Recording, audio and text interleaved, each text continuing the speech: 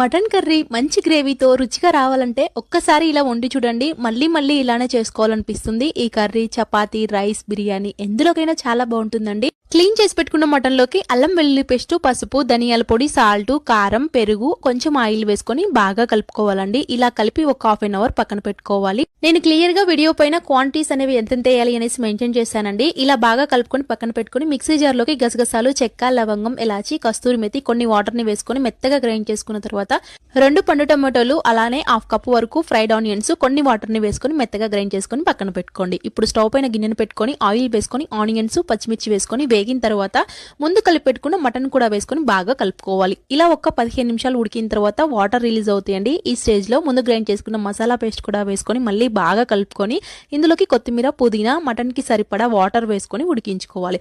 ఇప్పుడు mutton medium flame లో పెట్టుకొని ఉడికించుకొని లాస్ట్ లో కొంచెం కొత్తిమీర వేసుకోవాలండి. చాలా బాగుంటుంది.